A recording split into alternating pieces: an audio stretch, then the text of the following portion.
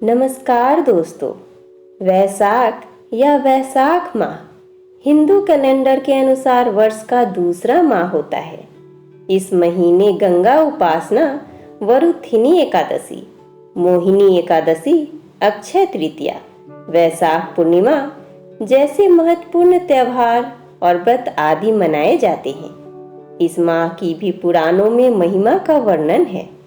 आइए जानते हैं कि ऐसे कौन से 4 कार्य हैं जो कि वैसाख माह में करने से सुख मिलता है। धार्मिक मान्यताओं के अनुसार इसी माह से त्रेता युग का आरंभ हुआ था। इसी वजह से इसका धार्मिक महत्व और बढ़ जाता है।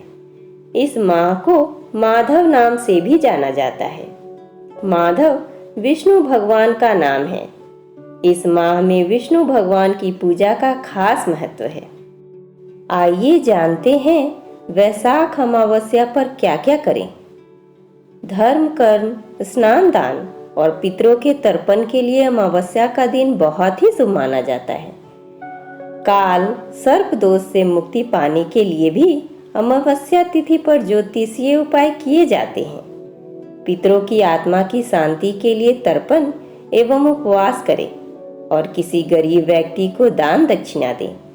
अमावस्या के दिन पीपल के पेड़ पर सुबह जल चढ़ाना चाहिए और संध्या के समय दीपक जलाना चाहिए। इस दिन नदी, जलाशय या कुंड आदि में स्नान करें और सूर्य देव को अर्घ्य देकर बहते हुए जल में तिल प्रवाहित करें। दक्षिण भारत में वैसाख अमावस्या पर शनि जयंती मनाई जाती है। वैसाख अमावस्या पर शनि जयंती भी मनाई जाती है। इसलिए शनि देव तिल, तेल और पुष्प आदि चढ़ाकर पूजन करनी चाहिए। दोस्तों, हमें पूरे माह विष्णु पूजा करना चाहिए। वैसाख माह में भगवान विष्णु की पूजा का विधान है। इस दौरान भगवान विष्णु की तुलसी पत्र से माधव रूप की पूजा की जाती है। स्कंद पुराण के वैष्णव खंड के अनुसार न माधव समो मासो न कृतेन युगम समम न च वेद समम शास्त्रम न तीर्थय गंगाय समम, अर्थात माधव मास यानी वैसाख मास के समान कोई मास नहीं है, सतयुग के समान कोई युग नहीं है, वेदों के समान कोई शास्त्र नहीं है और गंगा जी के समान कोई तीर्थ नहीं है। इस माह के दौरान आपको ओम माधवाय नमः मंत्र का नित्य ही कम से कम 11 बार जप करना चाहिए। साथ ही भगवान विष्णु के केशव, हरि, गोविंद, त्रिविक्रम, पद्मनाभ, मधुसूदन, अच्युत और हृषिकेश नाम का भी ध्यान करें। उन्हें पंचामृत का भोग लगाएं और उस पंचामृत में तुलसी पत्र डालना न भूलें। साथ ही उन्हें सफेद या पीले फूल अर्पित करने चाहिए।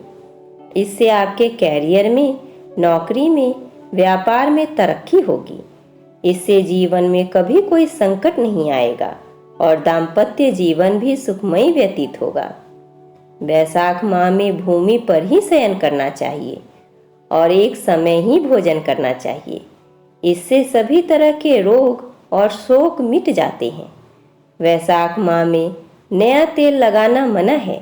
इस माह में तेल व तली भुनी चीजें से परहेज करना चाहिए। वैशाख माह में तेल लगाना, दिन में सोना, काष्य के पात्र में भोजन करना, खाट पर सोना, घर में नहाना, निषिद्ध पदार्थ खाना, 2 बार भोजन करना तथा रात में खाना, यह 8 बातें त्याग देना चाहिए। वैसाख कथा का श्रवण करना चाहिए और निरंतर गीता का पाठ करना चाहिए। तो चलिए हम इसकी पौराणिक कथा सुनते हैं। प्राचीन समय में धर्मवर्ण नाम के एक द्विज हुआ करते थे।